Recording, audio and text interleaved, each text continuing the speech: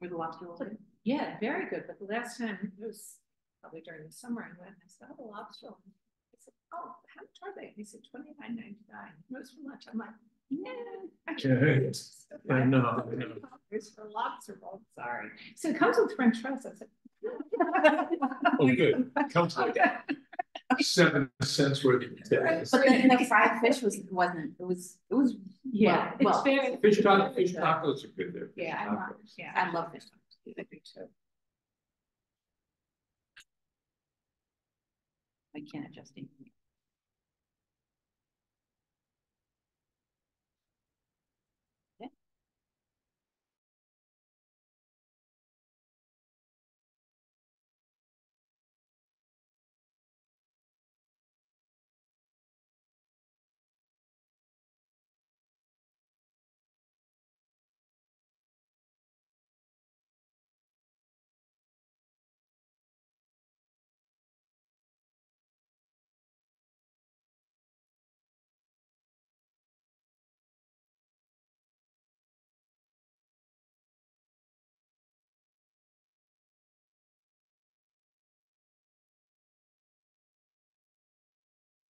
Oh.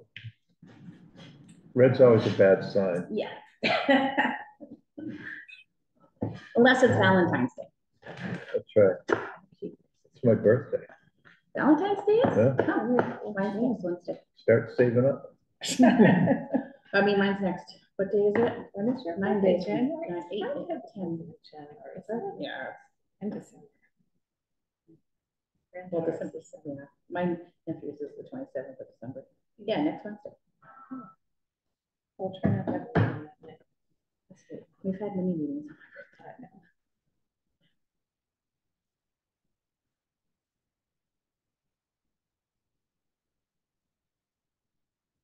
Oh, I have to get this.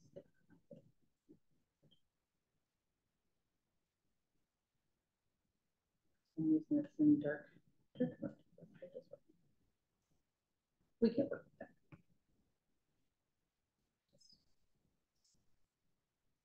Are we ready to call the meeting to order? Yeah, I think so. Can anybody hear you? Yes. Penny, can you shake your head if you can hear us? Because Zoom's not on. No. Oh, really? Right. Really? Oh, Zoom is on. I have it up here. Oh, mine isn't. That's good. Then move ahead. I can hear you guys.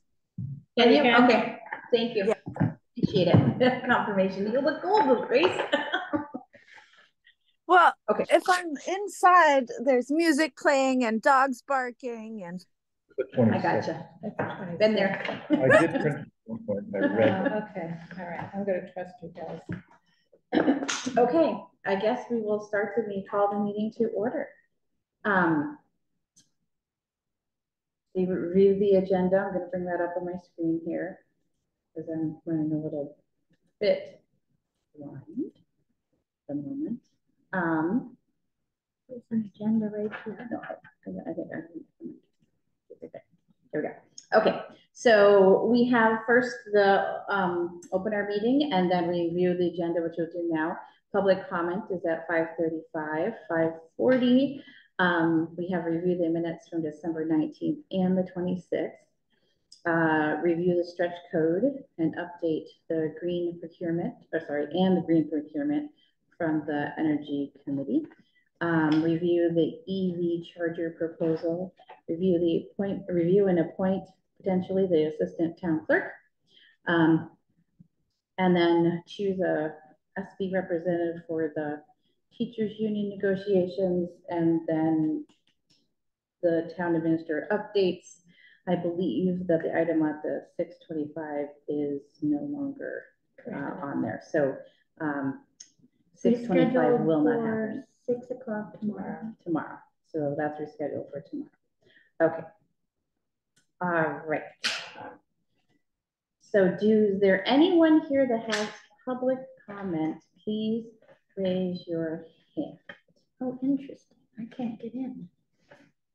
Can't get in? No. Reboot your computer, Becky. I did. Oh. Okay, is there anyone who has public comment? No? Okay, we will move on. To reviewing the minutes for December 19th and 26th. So, and it's actually just the 26th, the 19th we had covered.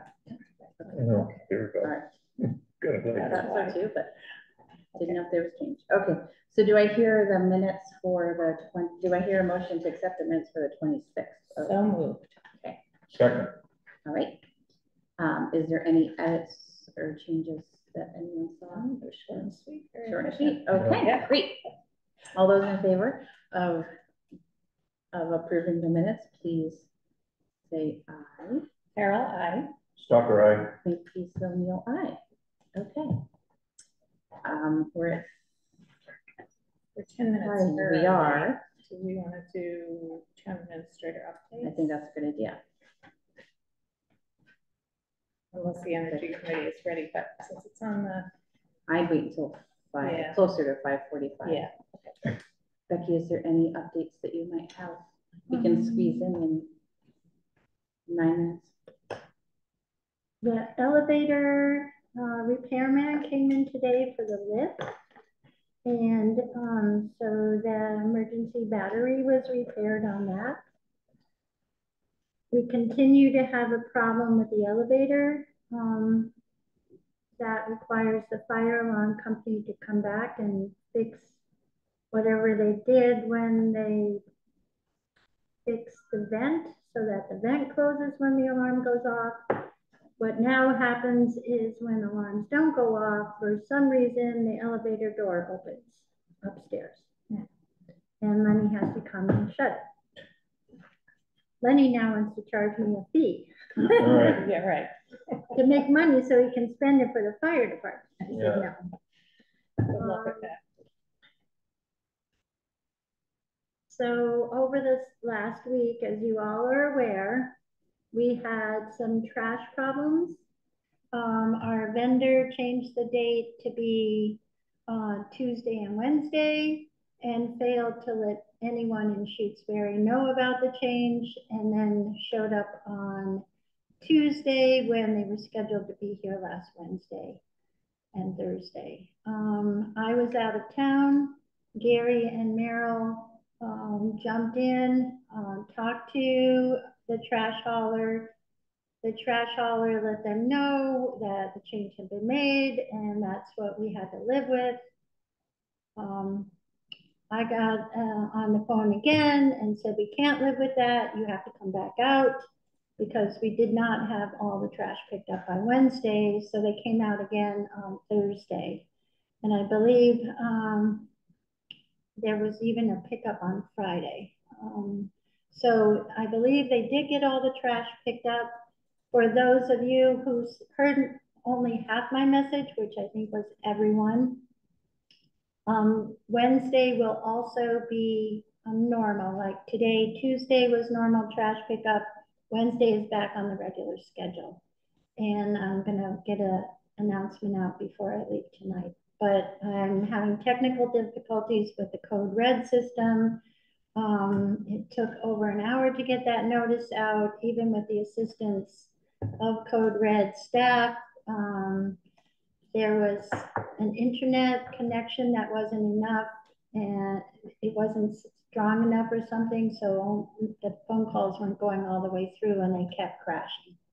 So hopefully I can get that message out, but I'll put out another town announce. Gary put out a town announce and a next door, I believe, yesterday. So hopefully the message is getting out there. And I was down to not having any phone calls today.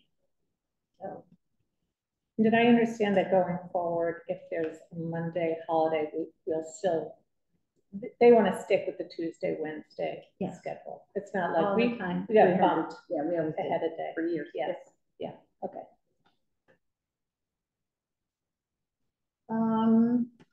Other than that, 4 more minutes.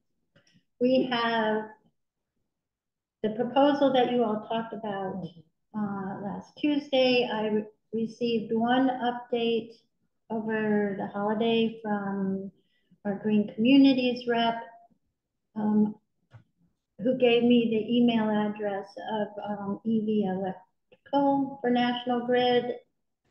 They sent a message saying I'd hear from them within 3 to 5 days. But I think I saw something coming in just as I was logging in, so we might get some information sooner on that. The highway department has been out. Can we just stop there for a second? So while Livingstone sent us a proposal, I think our discussion at the meeting on the 26th was that we weren't prepared to go ahead, that we needed a lot more information and had some questions about whether or not there's even a procurement, not problem, but need here, issue, yeah, that we would seek out, you know, other vendors who are on that approved list rather than just picking the first one who came in the door. So while we maybe don't need to do that, legally you are not required. Right, National right. Grid has their selected vendors, sort of like DCAM certification for the state. right.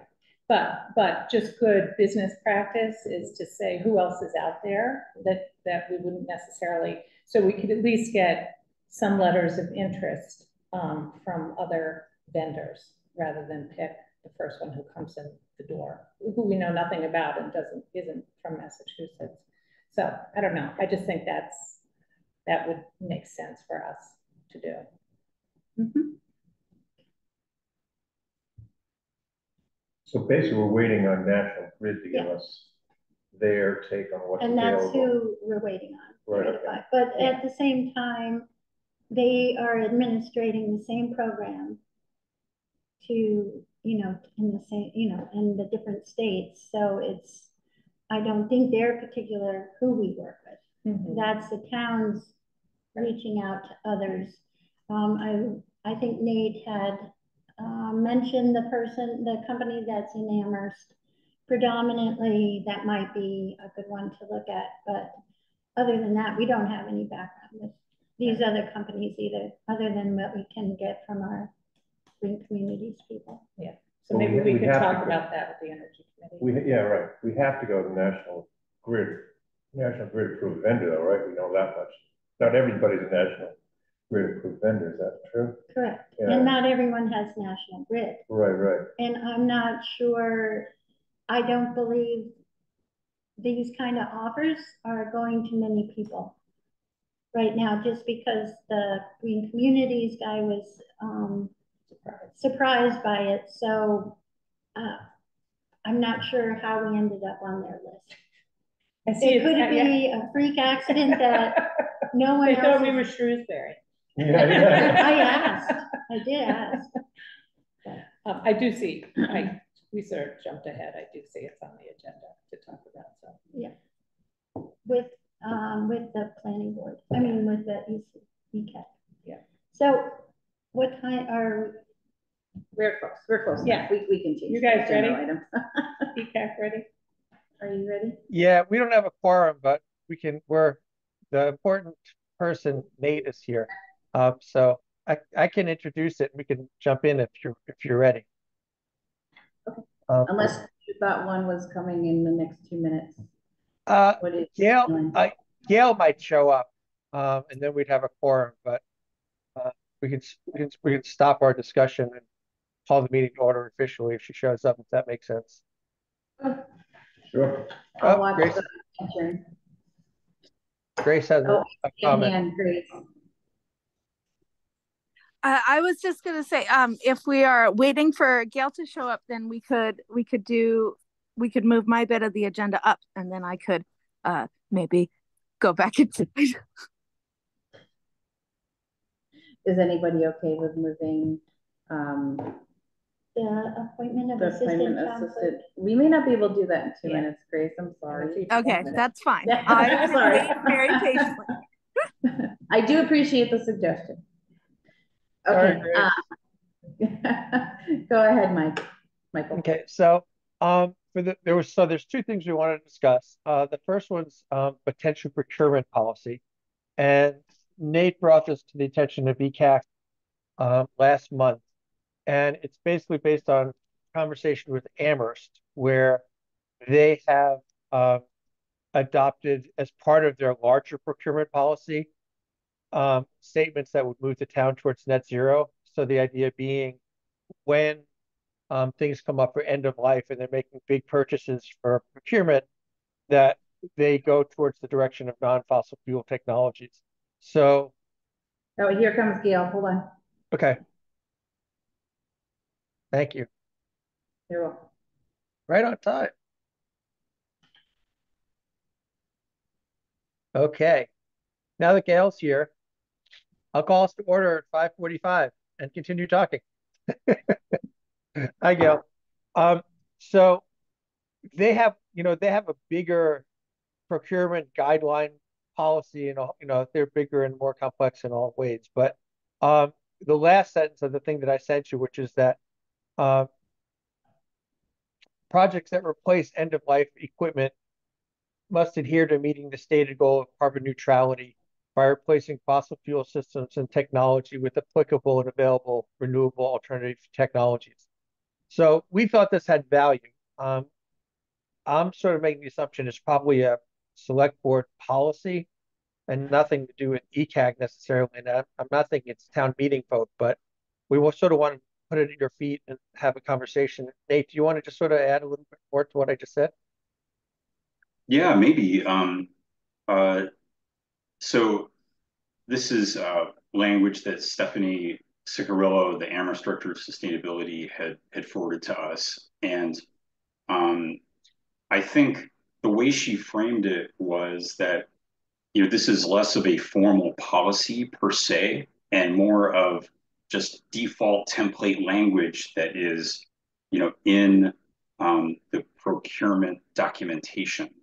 So it becomes more of a default than, a kind of, I guess a formal policy is how she had described it. So, procurement policies can focus on a wide variety of sustainable criteria like waste reduction or energy efficiency, or even something really specific like the purchase of single-use plastics, for example. But we saw value in sort of adding language like this just to make it part of just the day-to-day way that Shutesbury operates, if you will. So. Okay. Can I ask a question? Were you focusing on the last sentence or the whole thing that was sent, the whole quote that was sent to us? Well, my 2 cents, Melissa, was I was thinking about, it made sense for me, the last sentence, but I think overall it's really up to you all. I mean, I think it falls into like the realm of capital planning and FinCom, and just sort of the bigger idea is, if select board was interested, how would we weave this kind of sentiment into our procurement so that as we start thinking about getting stuff, we're shifting the thinking about how we do it. I don't think we're attached to any of the language necessarily. We don't want to we're not suggesting it be burdensome, but really sort of just make it more of an intention and figure out how to do that for the town. We have a procurement policy, no? No. We have one about recycling. We do. Yeah. But we don't have a Biorecycling. Not like a town-wide. town-wide. We have a town-wide recycling procurement policy. Okay. That's all. I mean, it's Okay, a so it's smaller part of it. piece, It's but it's not the an only, umbrella. other than that, it's state statute. Okay. And also, but that applies to all the cleaning supplies we buy, and we can't use Clorox, we can't use, things that clean really well. But it has, Yeah. it doesn't have I any, think I know someone would agree it with that. doesn't have anything to do with capital items. Like if we're procuring a new vehicle, it doesn't. No. So it's, Or even building a new building. or even building a It building. could apply in the new building to some extent, because like when I get carpets, I have to get ADA compliant carpets or Well, else that's state approve. statute too, right? So, No, it's the ADA policy kicking in here. The type of So carpet. I think this is a good idea. I think it's gonna need a lot of work in terms of how we would implement something like this, because as Becky pointed out, so it sounds like we have a piece of procurement policy with a lowercase p.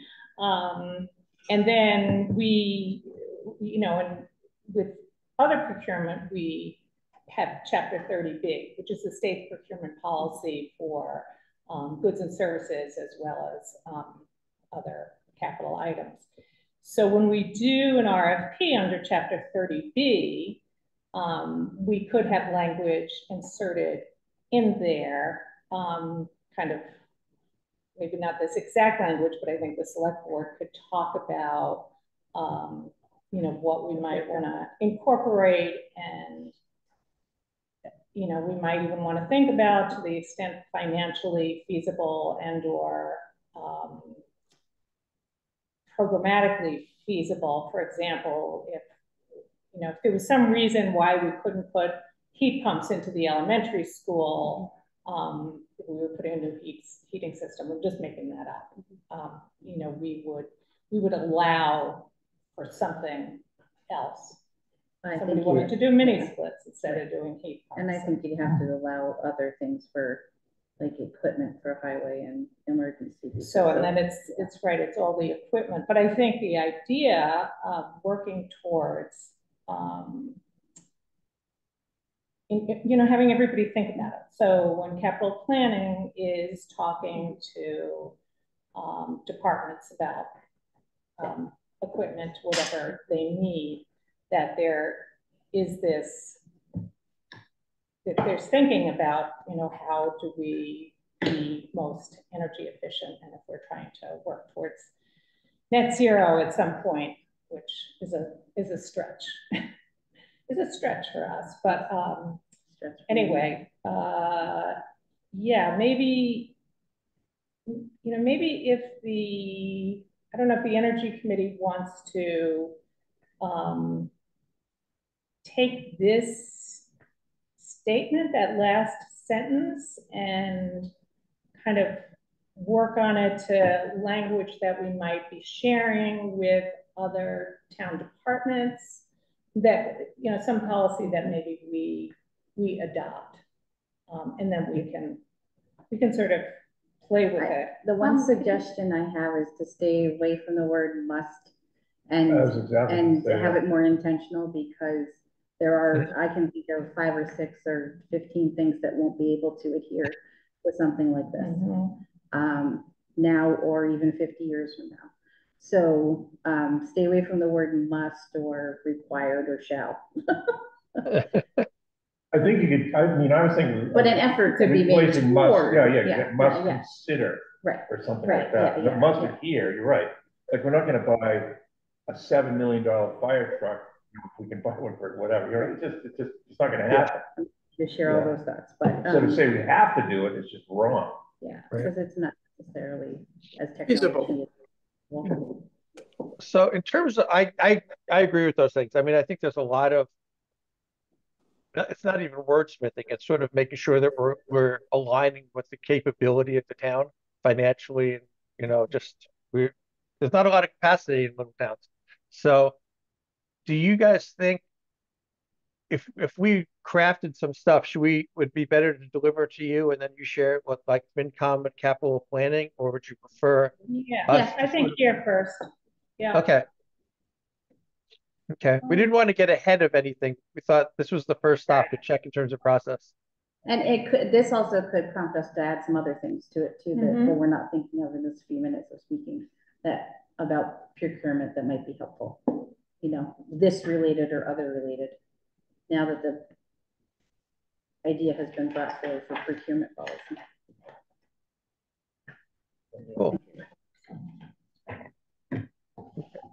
And then thoughts or questions before the other thing was the stretch code. Yeah. So I'll set this up, and then Nate is 100%, maybe 1,000% or expert in this, but The short version is that there's different building codes. The state updated the building codes generally in Massachusetts. For the 299 communities that are green communities, we're retroactive. We're automatically required to do the regular stretch code because we're a green community. The question at hand is that there's a specialized stretch code, which Nate can explain better, that towns can opt into and would move us farther along in terms of the net zero energy efficiency, climate friendly sort of design. So that's really the question. And that would require a town meeting vote. So there's that. And then the other thing just connected to that is we asked Chris Mason, who's the Green Communities contact person, to come.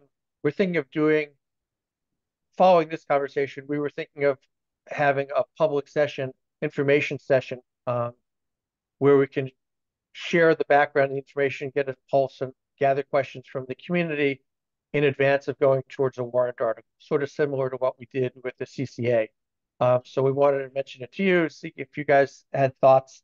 If there was no like outrageous screaming that it was a terrible idea, we could have the information gathering session, and then based on that, get a sense of if we go forward or not. But Nate, do you want to just explain it a little bit more? Sure.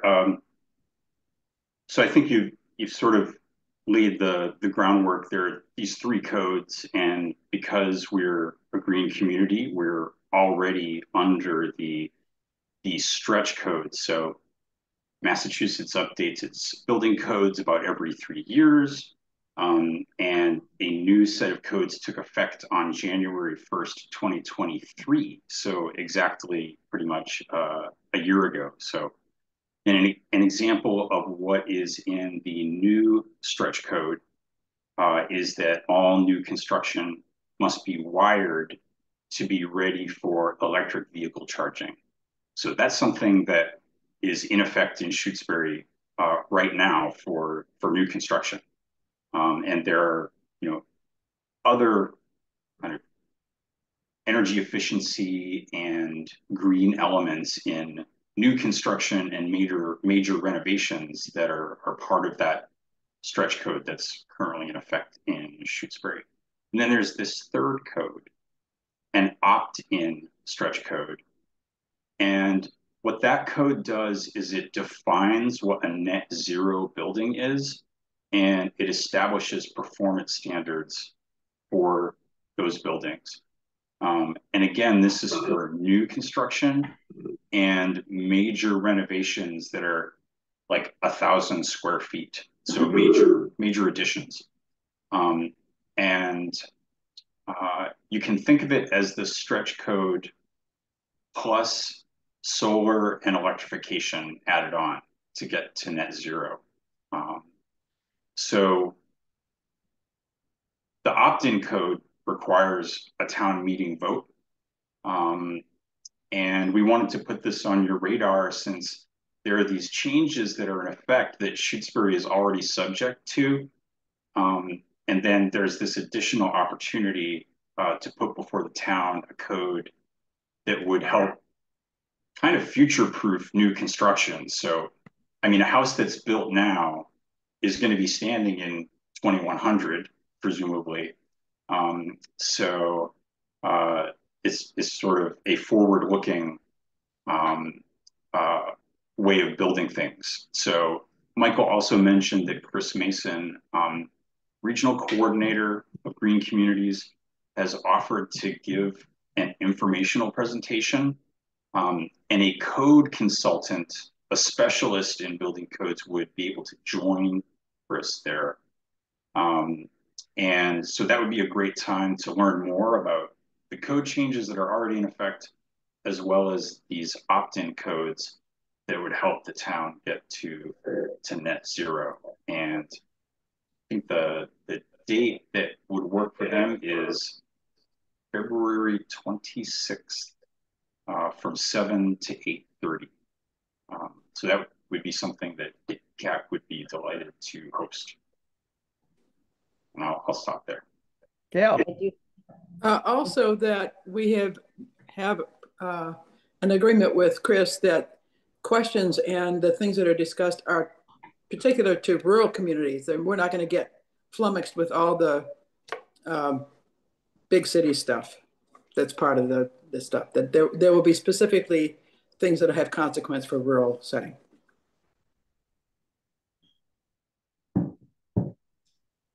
You all have questions or comments? Sounds good to me. I mean, I'd love to hear what this guy has to say. The materials were good. I had about 45 minutes to just look at some of those websites. So I thought the Q&A was actually the most useful piece, at least for me, in trying to absorb some of what they're talking about. But yeah, I think it would be great to have them come. You know, I think the other thing we should really focus on, if possible, is just reminding people about how you could retrofit existing homes too. So I know there's a lot of, Mass Save and all of that's out there, but I'm not sure everybody is really familiar. So I think educating the public about, what the options are, and particularly if there are financial incentives to putting in, heat pumps, and some of that is addressed in these materials. But it would be great to be thinking ahead to, whether or not, there's other money. I don't think you could use block grant money. Could you, Becky, to do an energy retrofit on a house? No, it has to be code. And I've benefited from this with mine. I upgraded my furnace and I went in a tankless hot water heater, and I got a significant amount back from my tax return. Right. Because of those two things. Yeah. So it's not necessarily those, but there is that other option. Right, right. Yeah. So I think, we don't have that much new construction. We have more than we did. And I venture to say additions are not 1,000 square feet typically down in Shutesbury. But we do have a lot of existing homes too. So I think both things, if we can, talk about the new construction, but also just remind people about what might be available out there for existing. I do see Susie has her hand up. Susie? I was thinking that outreach would be really important to also the construction people. And we have people in town that do construction. So that if they are more informed, they can also help promote those things. But I don't know if there's I don't know that there's a direct way to communicate to construction people, but I think it'd be worthwhile. We know two people on this call who know people. Becky, you had a question. The last time we went through this, we did have a lot of negative feedback. Yes. Especially it was for the stretch code. For this, when the stretch code adoption was it wasn't just Shutesbury, the local towns. We had a regional meeting. There's a lot of booing, and there's a lot of people have concerns about the requirements that are in the new codes. They're expensive. They can cost people a lot of money. Although one of the things it did say, and I don't know if it was in the Q&A or in the PowerPoint, that there are also cost savings. Yes, that's true. So to be realized both by the builder as well as the homeowner. So it's not, and things have changed in 13, 14 years. I was going to say that too. I think it's a big, there's a big difference, a lot more, awareness. So yeah, I think, there'll be people who won't like it, but this is the way of the future. But I think it's just important to hear people out, because a lot of people that, you talk about retrofitting a house, you're not going to pass an envelope test as quickly or anything like that. Right. No, I'm not talking to meet this code. I'm just saying to upgrade your house. Yeah. And I think, Becky, we're really pretty cognizant of that. The two things I would say is, one, the idea of the information session is really one, to provide information, and two, is to gauge where people are at. So if it seems, I think we would want to regroup with you after that and say, is this something we want to proceed to put on a warrant or not? Because it's an opt-in.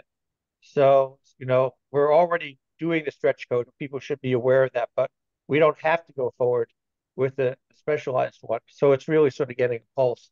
And I think that just from our conversations, it seems like the point of clarification that we'll have to get reiterated over and over and over again is that it's for new construction and major renovations, because I think there's a sense of if people have a house and they're doing nothing to it, then they're actually not affected. But that might not be the first thing that hits you when you hear the information. So part of it is clarifying. Yeah, it's like who's really impacted. But I think totally aware that, not everyone could love this and that information is really important to share. Yes. No, I think that what you've outlined is great to get the public aware of the option, and then, don't assume immediately that everyone's ready at this point for that option. Yeah. Cool. If we have the hearing on, when do we finish the warrant typically? I think we did town meeting for the end of April, right? Yeah. So it's like early April, I think. By the end of March. By the end of March. Okay. Yeah. So we'd have 4 weeks between the time we had this information session and we were getting the warrant. Okay. Yeah, that's cool. So we will proceed. We'll do a town announce. We'll invite you guys, but you can put it on your calendar.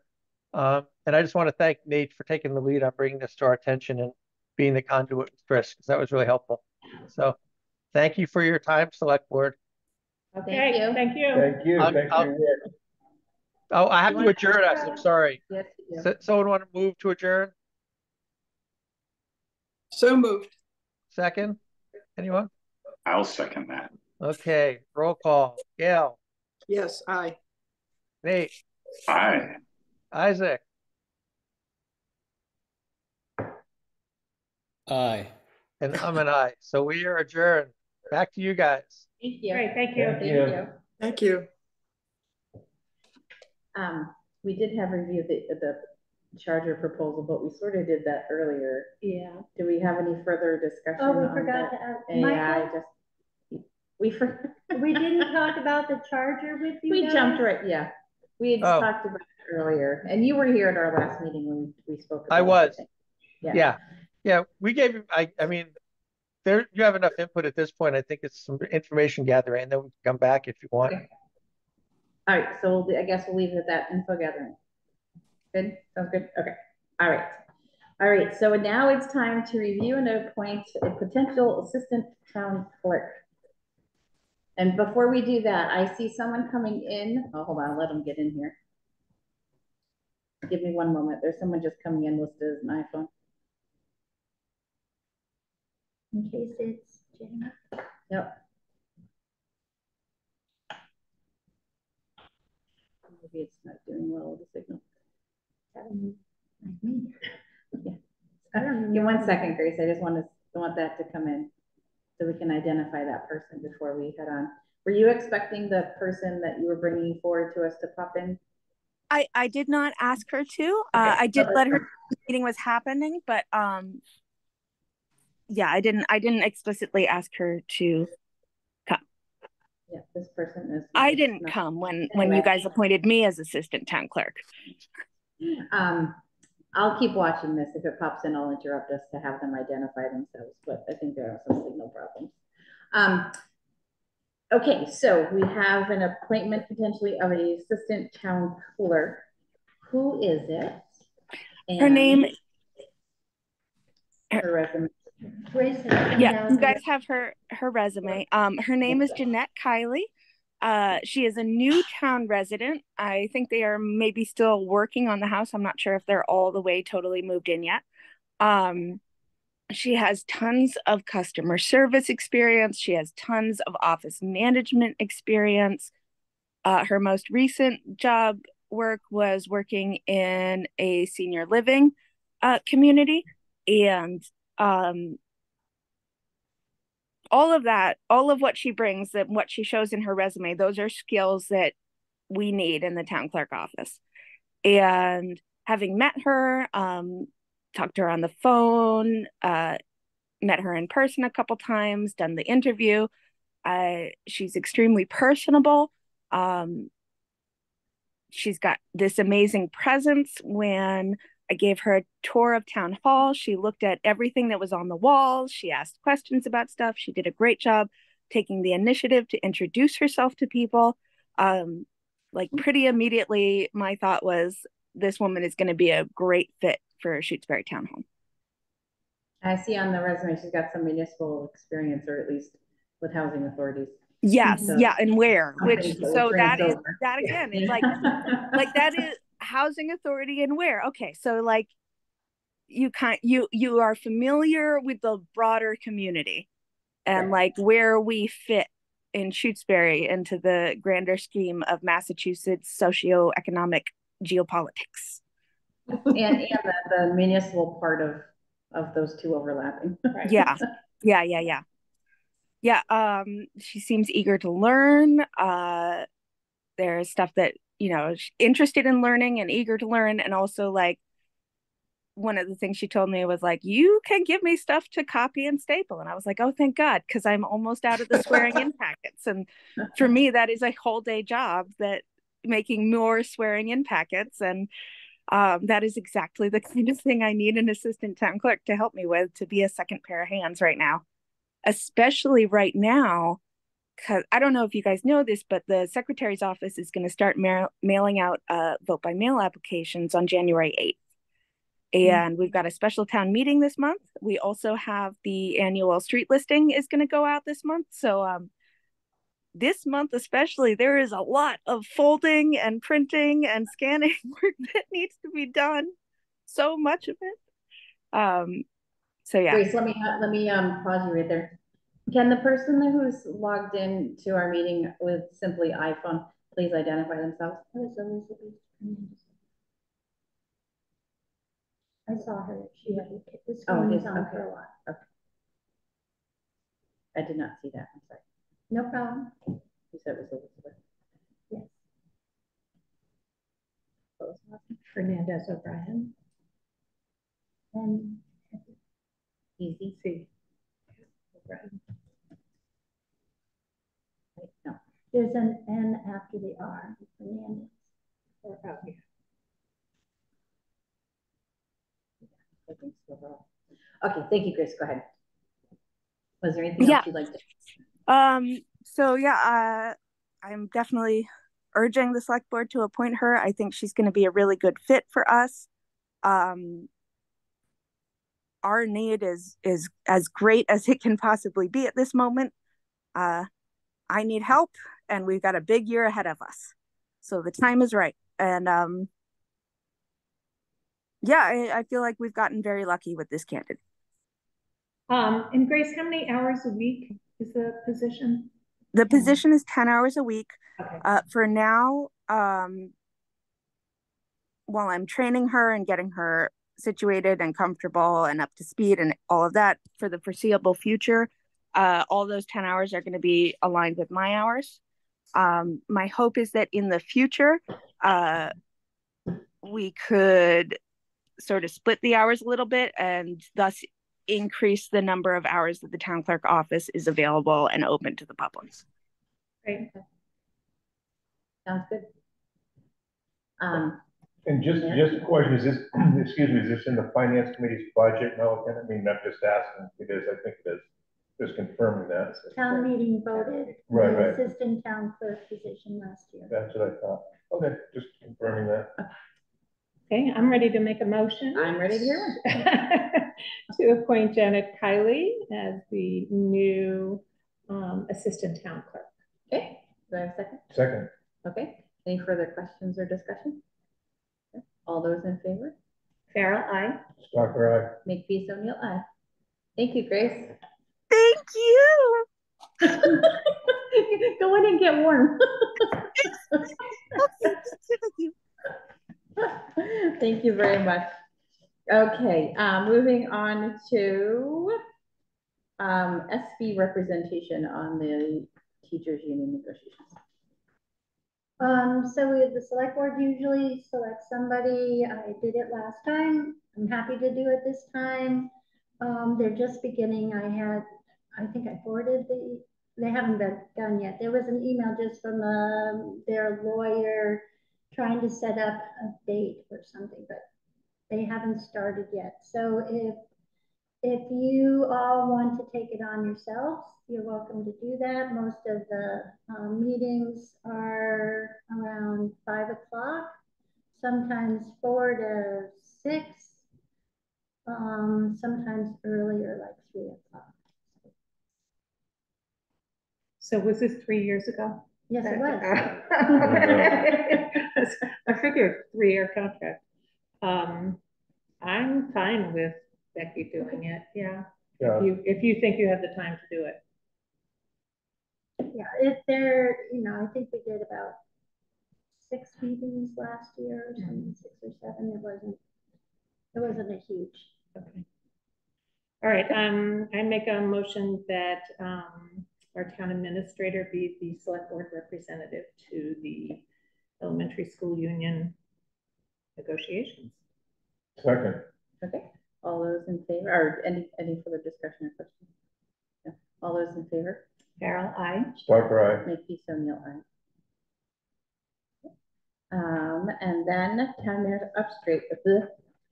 administrator updates, PFAS, gasoline cleanup, anything else you didn't prior tell us about. And on the PFAS updates, I've been clarifying with Jeffrey Arps what the new language, the federal limitations that are coming out in the next month are going to be. So they are setting the maximum level of 2 PFAS. I think it's PFOS, and there's a second one of the 6 main ones, at a limit of 4 parts per trillion. What the impact that will have on Shutesbury is if any of those 2 PFAS in a group of PFAS at a house are over 4, and we had a single vessel unit in that home, we now have to upgrade it to a dual vessel. Now I have a question for that. Can those single vessels be given to other people in town since they technically are paid for already? Who might Give is a question mark word. Yeah, that's fine. It's a question. And I've been hoping that we can do that at some point, but right now I have 2 new residents that had been tested before that now need filters. And I believe one of them needs a dual, and I haven't heard whether the other one has to have a dual or not. So a dual based on the new federal guidelines? Yes. Okay. So those are in effect already. They're supposed to hit in January. So they don't, Jeff doesn't want me to put in a single unit and have to go back. It's more expensive to add a unit than to put it in correctly. So so you have to take out the existing one in homes that have a single? No, you can add one. You can add one, okay. It's just more labor to do that. I mean, yeah, so we're going to be able to add them, but it's going to be more expensive than if we had originally put in a dual. I see. Okay. So where we can, we want to install the duals the first time.